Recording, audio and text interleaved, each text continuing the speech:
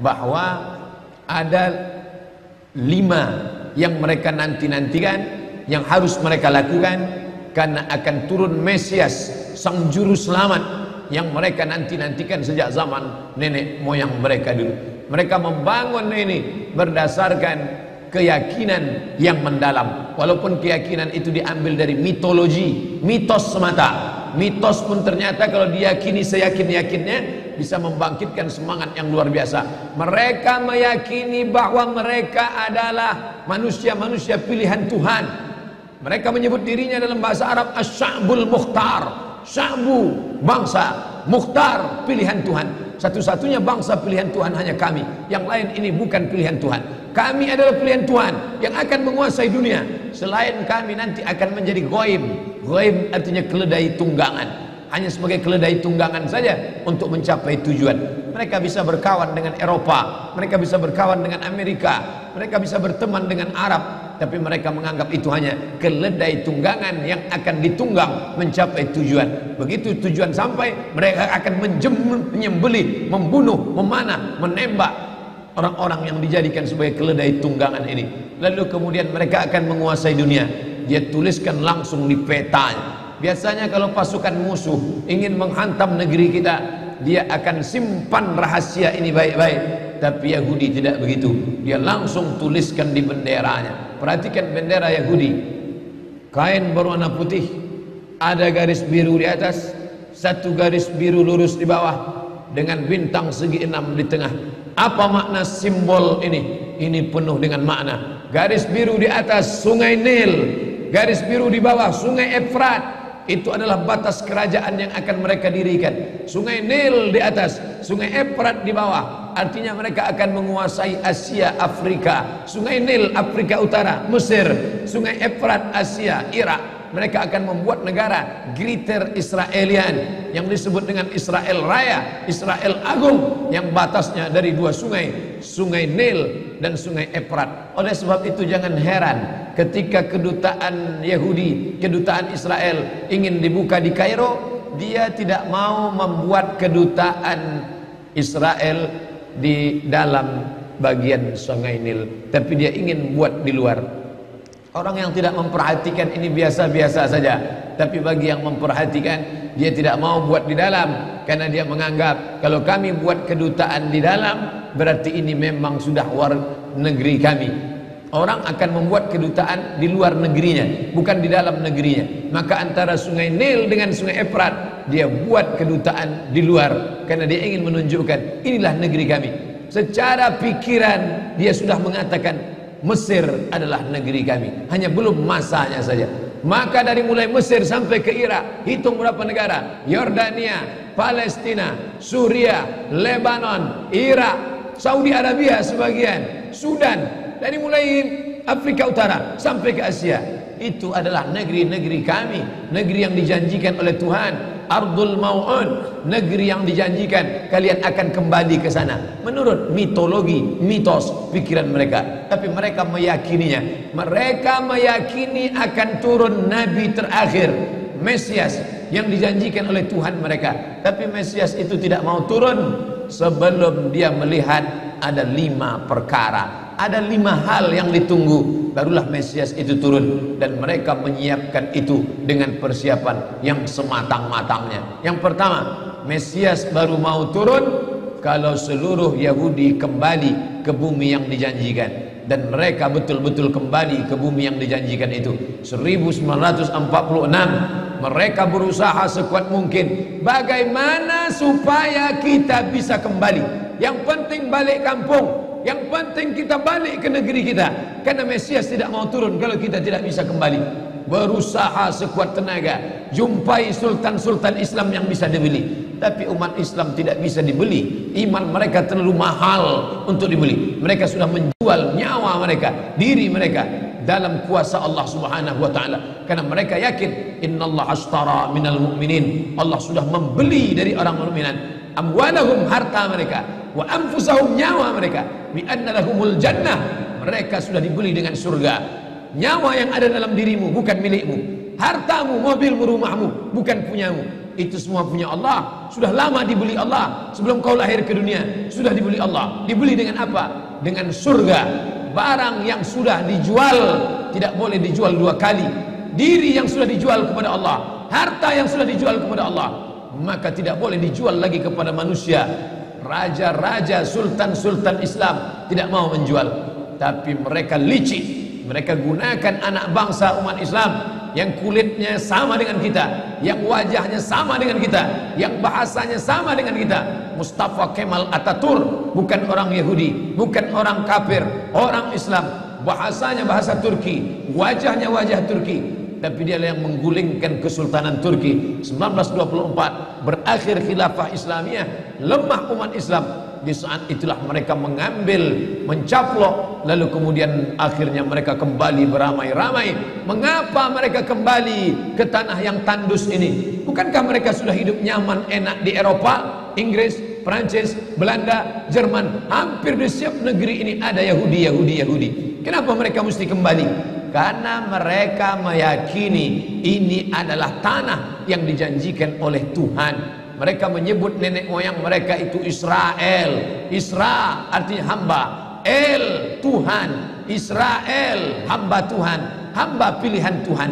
Tapi Israel punya makna lain. Isra musari El lillah. Israel musari lillah, orang yang pernah bergulat dengan Tuhan. Kata mereka, nenek moyang kami itu hebat. Kita mengatakan nenek moyang orang Melayu hebat, nenek moyang orang Makassar hebat, bisa mengendarai samudra yang luas, bisa diseberanginya dengan perahu pinisi. Nenek moyang orang Minangkabau hebat, kami para perantau hanya sebatas itu saja.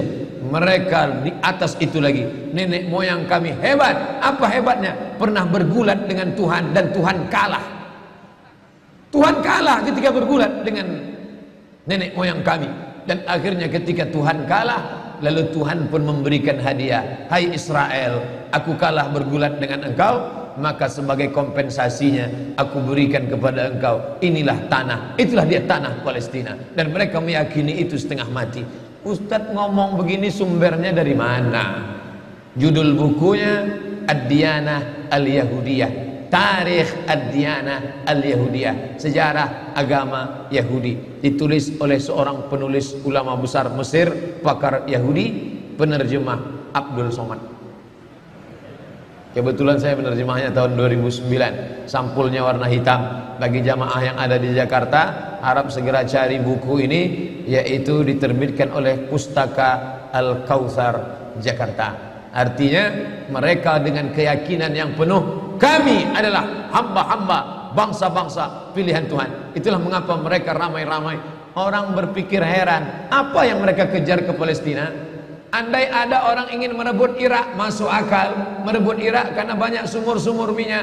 Andai ada mau ekspansi ke Kuwait, masuk akal, karena sumur minyak di Kuwait banyak. Kenapa kembali ke Palestina? Ada apa? Tanah yang tandus, tanah yang kering kerontang. Mereka ingin membuat sebuah negara dengan keyakinan akan turun Mesias, sang juru selamat yang dijanjikan oleh Tuhan, dengan syarat orang-orang Yahudi mesti kembali ke negeri yang dijanjikan Tuhan.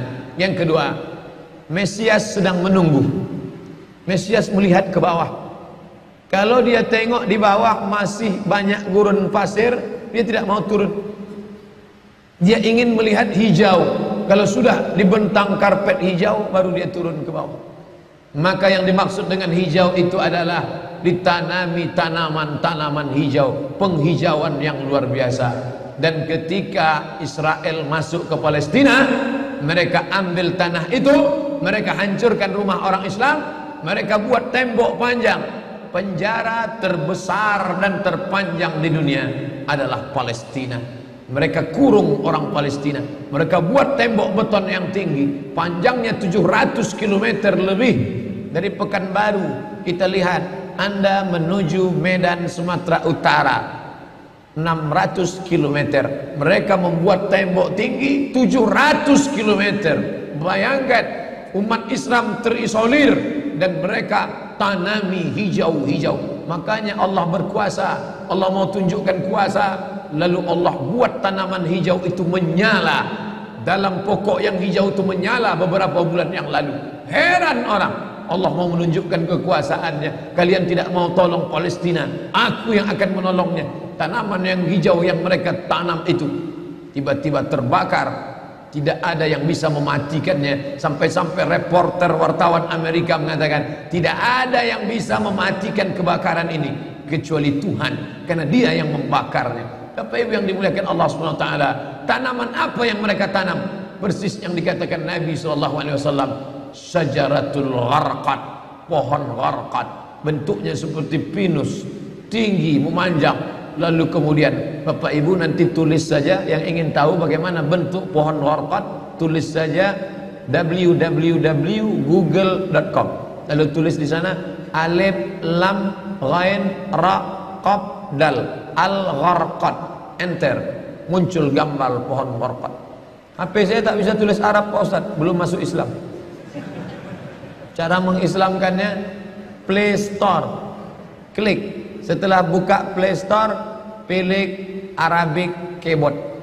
Setelah keluar Arabic Keyboard, pilih Arabic Smart Keyboard. Smart Keyboard Arabic. Habis itu setupkan ke HP. 5 menit geser, langsung berubah, bisa tulis Arab. Alif lam ghain ra qaf dal, enter, pilih image, muncul gambar pohon gharqad. Gimana? Sudah nampak? Tak keluar Pak Ustaz. Loh, kenapa? Paket tak ada. Sekarang mudah belajar. Dulu kami sekolah ketika mau tahu gimana pohon sidir, kalau mau memandikan jenazah, ambil beberapa helai daun sidir, lalu digiling, dimasukkan ke air. Gimana pohon sidir Ustaz? Pohon sidir kata Ustaz. Sekarang mudah saja, tinggal tulis sin dal ra, sidir, enter. Pohon bidara kata kita, enter image, nampak, oh ini gambarnya. Teknologi canggih memudahkan kita.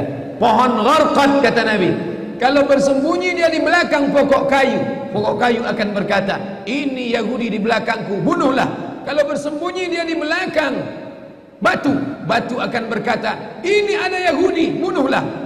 Tapi kata Nabi, ada satu pohon yang tidak mau menunjukkan dia. Ini pohon mereka kata Nabi. Apa itu?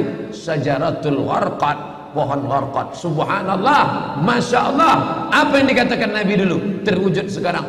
Mereka tanam pohon gharqad ini sebanyak-banyaknya. Ketika saya sampai ke Rafah, Mesir, Palestina, sampai perbatasan Mesir Palestina, ada satu kota bernama Rafah. Rafah dibagi dua, Rafah Palestina, Rafah Mesir. Di tengah kota Rafah, di batas perbatasan, kawat duri panjang yang dipasang dengan voltase listrik bertegangan tinggi. Siapa saja yang menyentuhnya akan terbakar mati. Tak ada orang berani mendekat. Tapi kawat-kawat duri itu kita bisa melihat rumah-rumah saudara kita di Palestina dan nampak hijau. Lalu gaib penunjuk bertanya ke kami, coba tengok pohon yang hijau itu. Pohon apa itu? Pohon apa ya? Itulah pohon gharqad yang dikatakan Nabi SAW. Mereka tanam sebanyak-banyaknya karena mereka meyakini bahwa Mesias akan mau turun kalau sudah dia tengok hijau. Seperti kita kalau pesawat mau mendarat di airport Sultan Syarif Qasim II airport, Anda akan, ladies and gentlemen, all our passenger, para penumpang pesawat airlines, kita akan mendarat. Begitu kita melihat Riau hijau, tapi hijaunya bukan pohon gharqad, pohon gotah sama pohon sawit. Begitu juga kalau kita mau mendarat di Batam, kita lihat hijau ke bawah. Begitu jugalah Mesias akan turun ke bawah kalau dia melihat sudah hijau semua, karena mereka meyakini, amat sangat meyakini itu. Mereka menanam pohon gharqad itu. 3. Kapan Mesias akan turun? Mesias akan turun kalau Babilonia dibantai terus. Makanya mereka punya program bantai Babilonia, hancurkan Babilonia. Kenapa mereka marah dengan Babilonia? Karena Raja Babilonia pernah menghancurkan kekuasaan mereka. Raja Babilonia yang mereka maksud adalah Nebukadnezar. Nebukadnezar Raja Babilonia menghancurkan kerajaan nenek moyang mereka. Mereka punya dendam kesumat yang luar biasa. Salah satu sifat Yahudi, dendam kesumat yang tak pernah mati. Walaupun sudah terjadi ratusan tahun, ribuan tahun lalu, tetap anak cucunya sekarang dendam. Hantam Babilonia, hantam Babilonia. Karena Babilonia negerinya Nebukadnezar, anak cucunya mesti dihancurkan. Mana Babilonia itu? Babilonia adalah Irak. Makanya setiap naik presiden Amerika yang didukung oleh Yahudi, mereka akan membantai Babilonia, Irak. George Bush naik, apa yang dilakukan George Bush? Membantai Irak. George Bush Junior, anak George Bush naik, apa yang dilakukan George Bush Junior? Membantai Irak. Naik Obama, apa yang dilakukan Obama? Membantai Irak. Kenapa yang sekarang ini, siapa namanya? Donald Trump. Payah ingat nama orang kafir. Kenapa Donald Trump tak membantai Irak? Karena Irak sudah hancur babak belur, tak perlu lagi dibantai. Sumur-sumur minyaknya sudah punya kita. Negeri itu sudah menjadi negeri boneka, hancur lebur. Saddam Hussein barulah orang paham. Dulu kita terikut-ikut dengan kata-kata mereka di Reuters. Saddam Hussein raja yang zalim, Saddam Hussein orang yang jahat, Saddam Hussein. Tapi begitu Saddam Hussein digantung, apa kata dia di tiang gantungan? Allahu Akbar, patah lehernya, mati Saddam Hussein, meninggal dunia. Sekarang orang baru sadar, ternyata Saddam Hussein menyelamatkan negeri itu daripada orang-orang yang jahat. Sekarang apa yang terjadi? Saudara kita yang beberapa bulan bersama kita di Masjid Raya Senapelan, kalau Bapak ingat, ayahnya, anaknya, ibunya, adik-adiknya tak sanggup lagi tinggal di Baghdad. Kenapa? Kami dibantai oleh Syiah, kami dibantai oleh Amerika, kami sampai lari mendapatkan suaka politik. Sampai hari ini masih ada sebagiannya tinggal yang Sunni, yang Syiah dengan berbagai macamnya. Apa maknanya? Mereka membantai Babilonia. Lalu orang mengatakan ini kan ekspansi politik, ini kan karena sumur minyak. Ada betulnya, tapi lebih daripada itu adalah mereka memiliki keyakinan yang luar biasa bahwa Mesias akan datang kalau Babilonia dihancurkan. Ustadz baca analisa ini dari mana? Kami belajar buku ini 6 bulan di Al-Azhar, satu mata kuliah, dan saya paling suka mata kuliah ini karena mengaitkan antara ayat Al-Quran dengan hadis Nabi. Kalau kita suka mata kuliah itu, kita ingat isinya, kita ingat orang yang mengajarnya. Saya masuk Al-Azhar 1998, hari ini 2017, 19 tahun yang lalu. Kalau saya pejamkan mata saya, masih ingat saya Syekh Dr. Fargallah yang mengajarkan mata kuliah ini. Dengan semangat dulu dia di lokal mengatakan, anak-anakku sekalian, beginilah mereka akan menguasai umat Islam, negeri Palestina. Semangat Syekh Fargallah. Saya tak tahu apakah dia masih ada atau tidak, tapi pahala akan tetap mengalir baik beliau hidup maupun sudah meninggal dunia. Kenapa? Saya sampaikan kepada Bapak Ibu sampaikan kepada anak menantu, sahabat, kerabat, tetangga, mengerti keadaan kita zaman sekarang. Jangan sampai dikatakan Palestina bukan urusan kita. Ini kan masalah politik. Indonesia ya Indonesia, Palestina ya Palestina. Antum tidak mengerti masalah dunia. Palestina adalah masalah umat Islam. Subhanalladzi asra bi'abdihi, maha suci Allah yang sudah memperjalankan hambanya minal masjidil haram, dari masjidil haram ilal masjidil aqsa, masjidil aqsa, masjidil aqsa Palestina. Kita yang tertulis dalam kitab suci kita bahwa kita punya ikatan emosional, kenapa kita tidak yakin itu? Yahudi ajarannya dibuat-buat, ajarannya mitos, tapi mereka punya keyakinan yang luar biasa. Mereka rebut negeri itu, mereka kuasai, mereka hancurkan negeri musuh. Atas dasar apa? Keyakinan bahwa Mesias akan datang. Yang kelima, apa yang mereka lakukan untuk Palestina? Mereka meyakini ada Temple of King Solomon, tempel, kuil King Solomon, Raja Sulaiman. Datang pula orang Indonesia latah, dikatakannya Sulaiman ini kerajaannya bukan di Palestina, di Yogyakarta, Sleman. Kata dia, King Solomon itu punya tempel kuil, dan Temple of King Solomon letaknya pas di bawah Al-Masjidil Aqsa. Apa maknanya? Mereka mengeruk setiap hari bulldozer, traktor, ekskavator, terus mengeruk keliling Masjidil Aqsa. Mereka ingin meruntuhkan Masjidil Aqsa.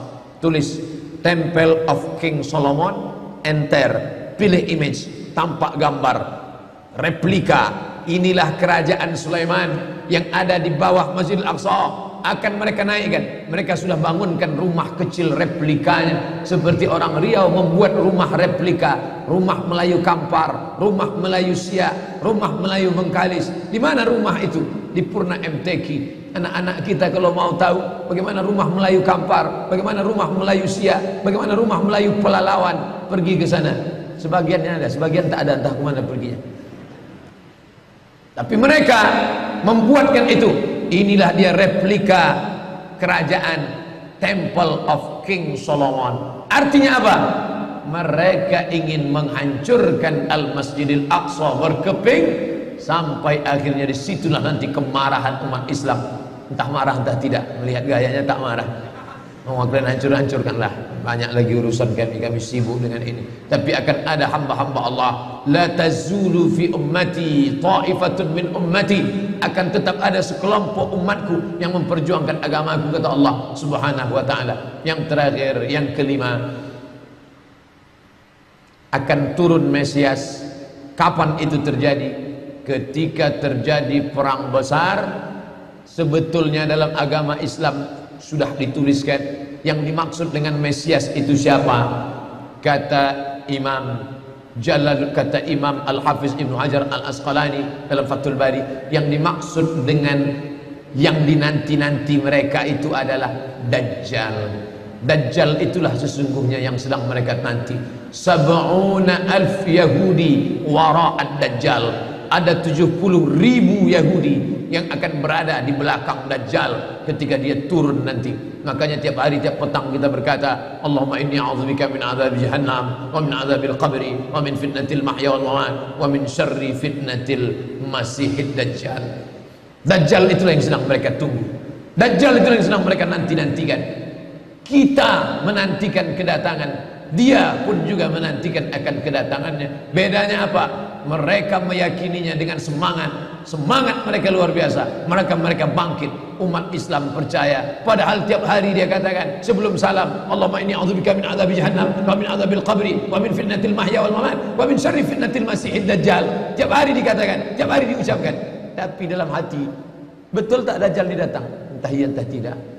Mereka yakin Dajjal akan datang, tapi mereka katakan itulah pemimpin kami, itulah Tuhan kami, itu adalah jelmaan daripada Tuhan kami, itu yang akan menghancurkan dunia, dia akan menjadi panutan kami.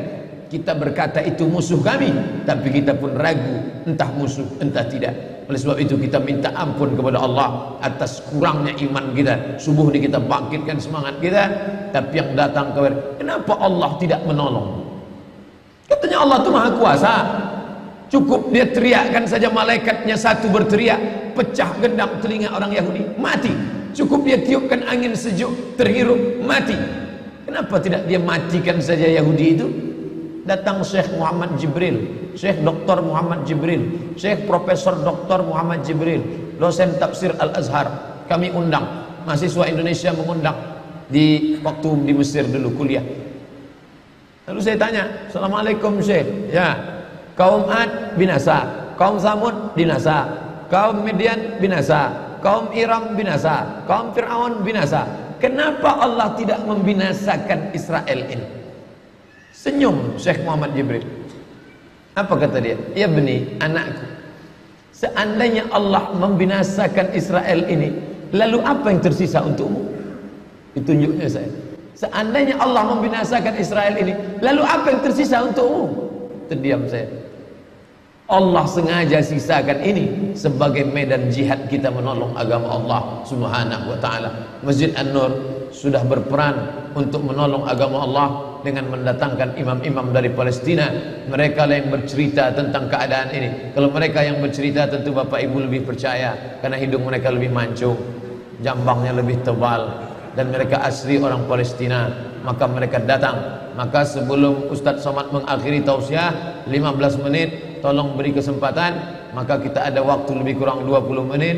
Syekh Abdurrahman yang di sana Abdurrahman Awaji dari Madinah, yang di sini Abdurrahman Syahin akan menjelaskan tentang Palestina ini. Itu yang dapat saya sampaikan subuh ini. Mudah-mudahan ada manfaatnya. Ini sampai penjelasan dari saya. Nanti Syekh Abdul Rahman akan menjelaskan tentang Palestina. Lalu kemudian kita salat sunat isyraq. Setelah itu tetap normal seperti biasa. Kita akan tanya jawab. Terima kasih. Mohon maaf segala kesilapan. Wassalamualaikum warahmatullahi wabarakatuh.